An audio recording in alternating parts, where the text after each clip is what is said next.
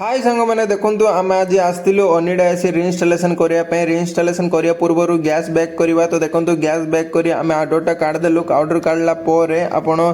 shifting जब भी करुँच cello tape भल भाव में मारे पाइप रे आउटडोर रे कौन पाइले से भीतर जदि डस्ट पशिजी कूलिंग कमी जबार बहुत चांसेस रही देखो पाइप रे भी आम सेलो टेप गुड़े देलु भलरे आपड़ जब इनस्टलेशन करूना रखिदे सेलो टेप भलरे देकरी रखि दिंतु किसी असुविधा ना केते वर्ष हेले भी किसी हेनी तो देखो आम स्टैंडा ये काढ़ा स्टैंडटा काढ़ला इंडोटा कड़ाला तार चेसिस प्लेटा भी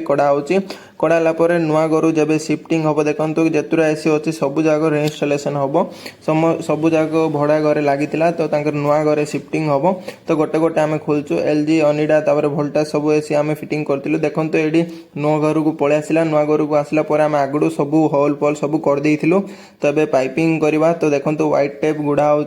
काम केमी फिनिशिंग अच्छी ना ना मत कमेंट सेक्शन रे कहतु फ्रेंड्स देखो ये आम आउटडोरटा उठेदेला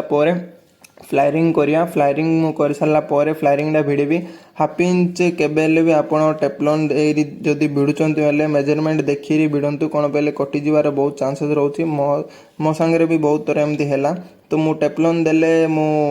अधिक टाइट मारदेले से कटि जाऊँगी तो मु टेपलॉन यूज करनी आपण मैंने जब टेपलॉन यूज कर भल भाव में ताकू टाइट करूँ वीडियो जदि भल लगे लाइक एंड सब्सक्राइब करूँ फ्रेंड्स आपण मैंने बहुत दिन है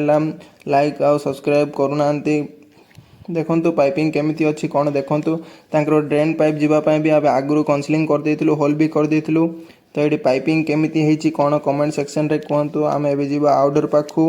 तो ए घरे सब टोटल 4टा एसी इंस्टॉलेशन हम तो एलजी देखी एडा अनिडाटा तो फ्रेंड्स वीडियो भल लगे चैनल प्लीज लाइक